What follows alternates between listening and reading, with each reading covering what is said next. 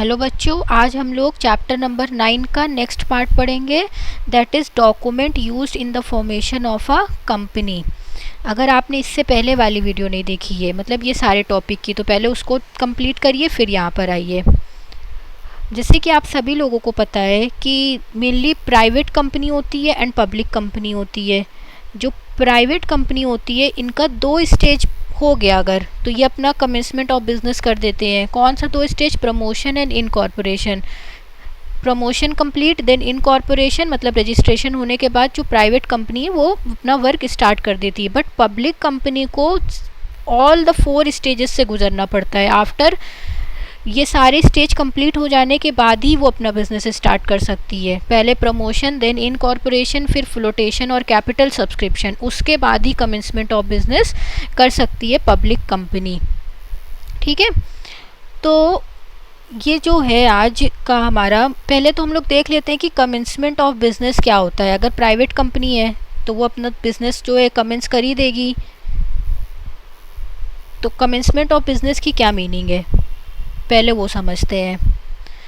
A private company can commence business immediately after getting the certificate of incorporation. जैसे ही certificate of incorporation मिला वैसे ही private company run करना start कर दी।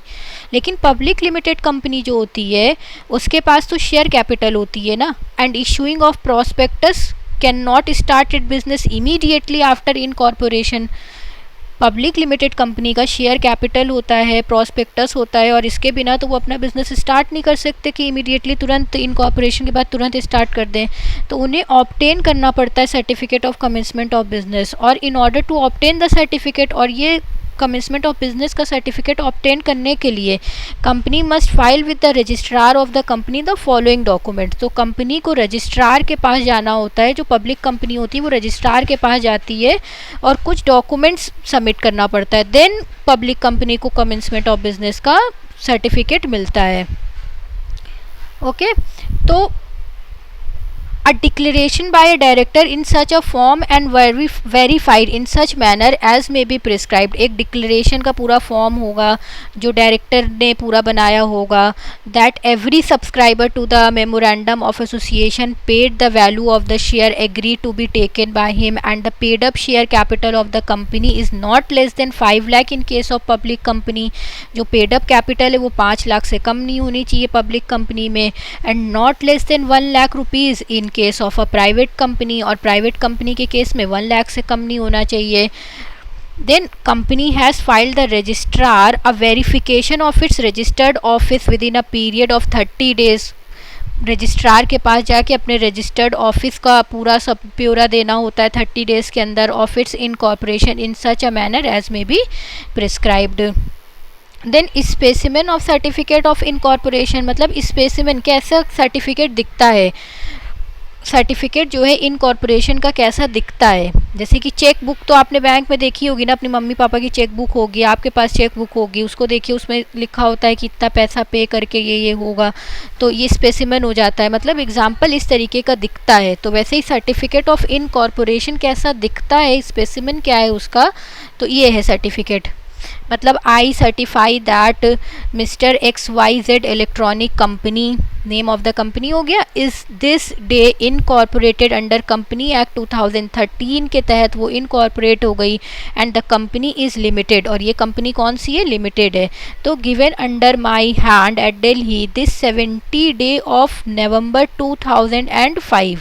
Fees, then stamp duty on capital, फिर company की मोहर, then registrar of the company जहाँ पर लोकेटेड है वो, फिर corporate identity number of a company, मतलब ये कमेंसमेंट नंबर मिल गया कि हाँ कंपनी जो है 1 2 3 4 ऑफ 2015 में स्टार्ट हो गई।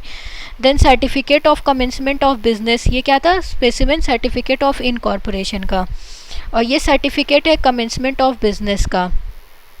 I hear by certify that XYZ company electronic company limited of dash which has incorporated under the company act 2013 on the Monday of this day and which was duly filed a statutory declaration in a prescribed form that the condition of, मतलब ये सारी चीज़ें लिखी होती हैं certificate में, detail हर एक चीज़।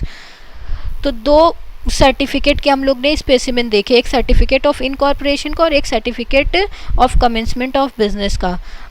तो दस registrar of the companies will scrutinise this document, जो रजिस्ट्रार होगा ना कंपनी का, वो सारे डॉक्यूमेंट को एकदम डिटेल में एनालिसिस करेगा, चेक करेगा, एक एक चीज़ को वो एकदम बारीकी से चेक करेगा। And if he is satisfied, अगर रजिस्ट्रार सेटिस्फाइड है, अगर रजिस्ट्रार को समझ आ गई बात, then they are in order, he will issue certificate of commencement of business, तब जाके certificate of commencement of business मिलेगा पब्लिक लिमिटेड कंपनी को। And the company became entitled to start it business with effect from the date mention in this certificate, और जिस दिन जो date mention हो गई सर्टिफिकेट में कि मंडे 24 जनवरी 2021, तो उसी दिन से बिजनेस स्टार्ट हो जाएगा। The certificate is a conclusive proof of the fact that the company has complied with all its legal formalities, जो कंपनी है ना उसे सारी लीगल फॉर्मेलिटीज़ कंप्लीट करनी पड़ेगी, and legally entitled to commence a business, then वो legally start हो जाएगी काम करने के लिए। उसके बाद क्या है, document use in the formation of a company. अब कौन कौन से डॉक्यूमेंट यूज़ किए जाएंगे अगर कंपनी को फॉर्म करना है तो अगर पब्लिक लिमिटेड कंपनी है तो उसे इन्वॉल्व क्या करना है, उसे क्या क्या प्रिपेयर करना है, memorandum of association, article of association, prospectus, statement in lieu of prospectus. तो ये जो 4 डॉक्यूमेंट है ना, ये वेरी वेरी इंपॉर्टेंट डॉक्यूमेंट है, ये आप पढ़ लीजिए, हर जगह ये आपसे पूछा जाएगा, कोई भी कंपटीशन का पेपर होगा, कहीं भी कैसा भी एग्ज़ाम होगा। एमओए की मीनिंग, आर्टिकल ऑफ एसोसिएशन क्या होता है, प्रॉस्पेक्टस क्या होता है, स्टेटमेंट इन ली क्या होता है, ये पूछा ही जाता है। तो ये वो डॉक्यूमेंट हैं जो कंपनी के फॉर्मेशन के टाइम पे यूज़ होते हैं। अब बताते हैं आपको हम मेमोरेंडम ऑफ एसोसिएशन क्या होता है, एमओए की मीनिंग। तो मेमोरेंडम ऑफ एसोसिएशन जो होता है ये बहुत इंपॉर्टेंट डॉक्यूमेंट है कंपनी का। ये कंपनी के ऑब्जेक्ट्स एंड पावर को डिफाइन करता है कि कंपनी इतने ही रेंज में काम कर सकती है, इसके बाहर कंपनी नहीं जाएगी, क्योंकि मेमोरेंडम ऑफ एसोसिएशन में ये बात लिख दिया है कि हम ये काम करेंगे, ये करेंगे, ये करेंगे, ये करेंगे, और इतने ही के अंदर रहेंगे, हम उससे ज़्यादा नहीं बढ़ेंगे। तो ये कंपनी के ऑब्जेक्ट एंड पावर को डिफाइन करता है एमओए, और कंपनी के ही रिलेशनशिप को भी डिफाइन करता है आउटसाइड वर्ल्ड से, कि उनके शेयर होल्डर से कैसे रिलेशन है, सप्लायर से कैसे रिलेशन है, सारे स्टेक होल्डर्स से किस तरीके का रिलेशन पोजेस करती है कंपनी, ये भी बताता है। तो 2 बात हो गई, पहला ये हो गया कि ये कंपनी के ही ऑब्जेक्ट एंड पावर को डिफाइन करेगा, देन सेकेंड पार्ट क्या बताएगा, कंपनी की ही रिलेशनशिप को बताएगा विद द आउटसाइड वर्ल्ड के साथ। तो अकॉर्डिंग टू लॉर्ड मैकेलम ने क्या कहा है कि जो मेमोरेंडम ऑफ एसोसिएशन होता है वो ये कॉन्स्टिट्यूशंस होता है कंपनी का। कॉन्स्टिट्यूशन का मतलब क्या होता है कि जो भी रूल्स एंड रेगुलेशन बाइंड हो गए आप उसी के अंदर काम कर सकते हो, तो वो हो गया कॉन्स्टिट्यूशन। और it is so to speak the charter of the company, और ये कंपनी का चार्टर भी होता है, प्रोवाइड करता है foundation on which the structure of the company is built, कि इस स्ट्रक्चर पे कंपनी बनी हुई है। ये पर्सन को ये भी बताता है who deal with the company to know its permitted range of activities, कि आप इसी के अंदर काम कर सकते हो, इसके बाहर आप काम नहीं करोगे। तो ये होता है एमओए। देन यहाँ पे लिखा है ना अल्ट्रा वायरस, तो अब अल्ट्रा वायरस की क्या मीनिंग होती है, पर्पस जो होता है एमओए का वो ये होता है कि शेयर होल्डर्स को बताना, क्रेडिटर्स को बताना एंड अदर को बताना कि जो डील कर रहे हैं कंपनी में, कि ये आपकी परमिटेड रेंज है एक्टिविटीज़ की, आप इतना ही काम कर सकते हो, और अगर आप इससे बाहर गए, बियॉन्ड द पावर अगर बाहर गए जो भी एमओए में लिखा था, तो उसे हम क्या डिक्लेयर कर देते हैं, अल्ट्रा वायरस की। ये चीज़ अल्ट्रा वायरस है, मतलब आप बियॉन्ड चले गए, तो आपको बियॉन्ड नहीं जाना है, इस बाउंड्री के अंदर ही काम करना है जो एमओए में लिखा हुआ है। देन इम्पॉर्टेंस क्या है एमओए की, सिग्निफिकेंस क्या है, ये बहुत इंपॉर्टेंट डॉक्यूमेंट है क्योंकि ये बेस होता है कंपनी के रजिस्ट्रेशन का, एंड कंपनी जो है रजिस्टर्ड नहीं हो पाएगी बिना एमओए के, जब तक एमओए नहीं मिलेगा कंपनी रजिस्टर्ड नहीं हो पाएगी। और ये लिमिट भी डिफाइन करता है कंपनी की एक्टिविटीज़ की, कि आपको इतने ही में काम करना है, तो ये लिमिट भी डिफाइन करता है। तो कोई भी एक्टिविटी अगर आपने outside the scope of memorandum की तो उसे हम अल्ट्रा वायरस बोल देंगे, और वो क्या डिक्लेयर हो जाएगी, वॉइड। वॉइड मतलब एकदम गलत है वो एक्टिविटी, आपने गलत काम किया है। तो even the whole body of the member, मतलब सभी लोग मिल के भी इसको सही नहीं कर सकते, whole body of the member can not make it valid and binding for the company, valid नहीं कर सकते। तो इसी को हम कहते हैं ये डॉक्ट्राइन ऑफ अल्ट्रा वायरस है, मतलब ये एक प्रिंसिपल है कि आपको इसके बाहर नहीं जाना है। देन तो it inform the investors of the purpose for which their money will be utilised by the company. और ये भी इन्फॉर्म करता है, इससे पहले हम लोग कौन से पेज नंबर पे थे, 177 पे थे, और 177 पे सेकेंड पॉइंट तक हो गया, अब हैं 178 पेज नंबर पे। क्या है यहाँ पर कि ये इन्फॉर्म करता है इन्वेस्टर्स को of the purpose for which their money will be utilised by the company, कि कंपनी का पैसा किस तरह से यूटिलाइज हो रहा है ये भी बताता है। एमओए में ये भी लिखा होता है कि हर एक इन्वेस्टर्स को ये भी जानने का राइट है कि उनका पैसा कहाँ पे यूटिलाइज हुआ है, तो एमओए में ये चीज़ भी मेंशन होती है। एमओए में और क्या होता है, ये it make known to the share holder the extent of their liability, मतलब शेयर होल्डर को भी अपनी लाइबिलिटी का पता होता है, ये भी एमओए में लिखा होता है। MOA define the objectives of the company, ये कंपनी के मकसद को भी डिफाइन करता है कि कंपनी को यहाँ से लेके यहीं तक जाना है। फिर ये जो है इनेबल करता है आउटसाइडर को to know whether the company is authorised to enter into a particular transaction, ये भी बताता है आउटसाइडर को to know whether the company is authorised, कि कंपनी ऑथोराइज है, वो इस पर्टिकुलर ट्रांजैक्शन को कर सकती है, तो ये भी एमओए में ही लिखा होता है। और ये इंडिकेट क्या करता है, name and address of the people who have promoted the company, और ये नेम और एड्रेस भी लिख के देता है जिसने भी कंपनी को प्रमोट किया है। उसके बाद आता है कंटेंट, मतलब एमओए में क्या ऐसी क्या चीज़ें होती हैं कि ये क्यों इतना इम्पॉर्टेंट हो जाता है, इसका क्या कंटेंट है, तो हम लोग कंटेंट जान लेते हैं एमओए का, मेमोरेंडम ऑफ एसोसिएशन का। तो ये क्लॉज में होता है, मतलब पैरे में होता है। सबसे पहला इसका जो होता है नेम क्लॉज होता है, कि मतलब कंपनी का नाम कैसा होना चाहिए। यहाँ पर आप ये नहीं कि किसी भी कंपनी के नाम को चुरा के अपना नाम बना लो, पिज़्ज़ा हट चल रही है आप उसी का नाम अपने में रख लो कि पिज़्ज़ा हट, मैंने न्यू पिज़्ज़ा हट शुरू किया है, तो ये नहीं। नेम क्लॉज में ये मेंशन होता है कि आप ये काम नहीं कर सकते, ये काम नहीं कर सकते, अपने कंपनी का नाम कोई भी जो भी नेशन एम्बलम की चीज़ें हैं उसके नाम पे आप अपना कंपनी का नाम नहीं रख सकते, कोई भी अब्यूसिव लैंग्वेज वाले चीज़ को आप अपना नाम कंपनी का नहीं दे सकते, तो ये सारी चीज़ें मेंशन होती हैं नेम क्लॉज में। तो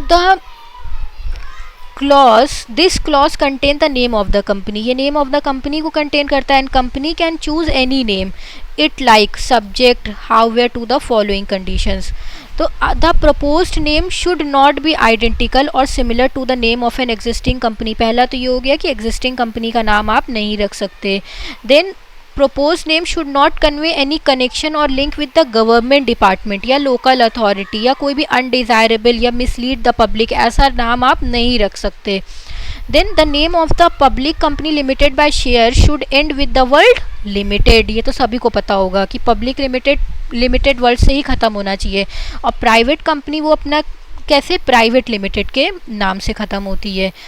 डी पॉइंट क्या है, propose name should not B objectionable under the provision of emblems and name prevention of improper use, मतलब गलत नाम आपको कुछ भी गलत नहीं रखना है। तो ये चीज़ें नेम क्लॉज में मेंशन हो गई। एग्जाम में पूछेगा कि कंटेंट क्या होता है मेमोरेंडम के अंदर, तो पहला हो गया नेम क्लॉज, नाम रखने का प्रिंसिपल। देन सिचुएशन क्लॉज मतलब डोमिसाइल क्लॉज, ये क्लॉज जो है ये स्पेसिफाई क्या करता है कि name of the state, domicile मतलब होता है कहाँ पर है, कहाँ पर लोकेटेड है, state in which the registered office of a company situated, कहाँ पर रजिस्टर्ड ऑफिस सिचुएटेड है, और this is necessary to determine the domicile of the company, और कंपनी के डोमिसाइल को भी ये बताता है, that is the place of its registration and the legal jurisdiction, and there is no statutory binding to give the exact address of the registered office in the MOA, but in practice the address of the registered office is given along with the name of the state, मतलब हर एक चीज़ को detail में यहाँ पर mention किया जाता है। और जो पर्पस होता है ना रजिस्टर्ड ऑफिस का, is that all notice and circular are set to the registered office and however important document जैसे registrar of member, registrar of debenture holder, registrar of charges, minute books, ये सारी चीज़ें जो है kept at the registered office of the company, ये सब कुछ registered office में ही कंपनी के रखी जाती है। तो ये सिचुएशन क्लॉज का मतलब हो गया कि सारे इंपॉर्टेंट डॉक्यूमेंट को आपको registered office of the company के अंदर ही रखवाने हैं। देन ऑब्जेक्ट क्लॉज आता है नेक्स्ट। तो ऑब्जेक्ट क्लॉज क्या है, ये क्लॉज कंसीडर करता है core of the memorandum of association, मतलब ये ऑब्जेक्ट डिफाइन करता है, ये पावर डिफाइन करता है कंपनी का, स्कोप बताता है एक्टिविटीज़ का कि कंपनी यहाँ से लेके यहीं तक काम कर सकती है, उसके आगे कंपनी नहीं जा सकती। देन ऑब्जेक्ट क्लॉज के बाद आता है ये पेज नंबर 178 है, 179। ऑब्जेक्ट क्लॉज के बाद आ गया लाइबिलिटी क्लॉज। लाइबिलिटी क्लॉज में कंपनी की लाइबिलिटी बताई जाती है, कंपनी इतनी लाइबल है। अगर 100 शेयर कंपनी ने इशू किए तो कंपनी के पास 80 आ गए, तो अब कंपनी सिर्फ 20 और अमाउंट के लिए लाइबल होगी। तो this clause state the liability of the member is limited to the amount if any unpaid हो गया ना on the share held by them. तो in case of company limited by guarantee है, तो this clause also state that amount which ever member undertake to may provide for unlimited liability to the directors. A company registered with unlimited liability is not required to give this clause in memorandum of association। अगर वो registered है तो वो ये चीज़ नहीं mention करती है। फिर उसके बाद कैपिटल क्लॉज आ गया। दिस क्लॉज, अब ये total amount of authorised share capital के बारे में होगी जो company is to be registered, and division of capital into shares of fixed denomination and number and type of share are also mentioned. सारे एक एक अमाउंट, सारी चीज़ें मतलब कैपिटल से रिलेटेड सब मेंशन होगा। देन 6th क्लॉज है एसोसिएशन क्लॉज, जिसको हम सब्सक्रिप्शन क्लॉज भी कहते हैं। ये जो क्लॉज है ना, ये कंटेन करेगा पूरा नाम, occupation and address of the subscriber to the memorandum. मतलब जितने भी लोगों ने मेमोरेंडम में साइन किया है ये उनके नाम को बताएगा, उनके एड्रेस को बताएगा। और subscriber make a declaration under their signature duly attached by witness that they desire to be formed in the company and agree to take qualification share. वो लोग लेंगे, वो कंपनी के मेंबर है। एंड एटलीस्ट 7 सिग्नेटरी होने चाहिए public limited company में, और प्राइवेट में कितने सिग्नेटरी होने चाहिए? 2। मतलब वो लोग जो MOA में साइन करेंगे वो होते हैं सिग्नेटरीज। उसके बाद नेक्स्ट आ गया हमारा आर्टिकल ऑफ एसोसिएशन। AOA क्या होता है? आर्टिकल ऑफ एसोसिएशन भी बहुत इंपॉर्टेंट डॉक्यूमेंट है।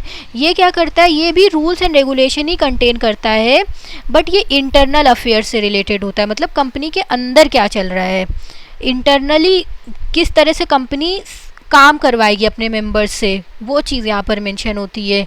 ये राइट, पावर, ड्यूटी सारे मैनेजमेंट की बताता है। Mode and manner in which the business of the company is to be carried, किस तरह से कंपनी काम करेगी और किस मैनर से in which changes in the internal regulation of the company में be made from time to time. और article lay down the relation between the company and its member and between the member and member, ये हो गया। फिर article of association जो है ना, must not contain anything which is against the MOA। मतलब MOA के बाहर नहीं जाएगी, जो MOA है उसी के अंदर आर्टिकल बनेगा और उसी के अंदर वो लोग काम का सारा चीज़ डिसाइड करेंगे। और आर्टिकल जो होता है ये सब्सिडरी भी हम कह सकते हैं मेमोरेंडम का है, मतलब मेमोरेंडम से ही निकल के आता है आर्टिकल। पब्लिक लिमिटेड कंपनी जो होगी वो उसको ये AOA बनाना ज़रूरी है, एंड वो अडॉप्ट करेगी टेबल A, जो कंटेन क्या करता है, मॉडल सेट ऑफ 99 आर्टिकल्स जिसमें है। और कंपनी जो लिमिटेड होती है ना गारंटी से, without having the share capital, में फाइल इट्स ओन आर्टिकल और में अडॉप्ट टेबल C। अगर कंपनी लिमिटेड बाय गारंटी है वो टेबल C अडॉप्ट कर सकती है।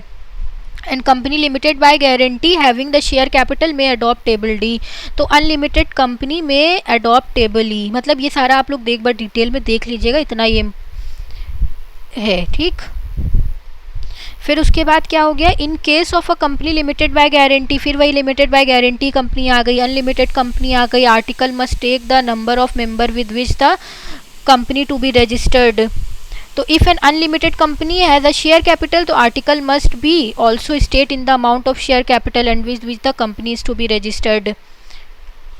और ये जो लिखा हुआ है ना यहाँ पर टेबल A, टेबल C, ये सब कंपटीशन के एग्ज़ाम में पूछा जाता है। जब आप एग्ज़ाम देने जाओगे तो वहाँ पर ये पूछेगा कि कोई भी कंपनी लिमिटेड बाय गारंटी है और विदाउट हैविंग शेयर कैपिटल में फाइल इट्स ओन आर्टिकल, तो वो अडॉप्ट क्या करेगी, टेबल C अडॉप्ट करेगी। अब कोई भी कंपनी है limited by guarantee and having a share capital में अडॉप्ट टेबल D, वो कौन सा अडॉप्ट करेगी, टेबल D। और अनलिमिटेड कंपनी है तो वो क्या अडॉप्ट करेगी, टेबल E अडॉप्ट करेगी। ये सारी चीज़ें होती हैं। अभी तो बस आप लोगों को थोड़ा मीनिंग ही जानना है, उसी पे फोकस करिए। 180 पेज नंबर पे फिर उसके बाद क्या है,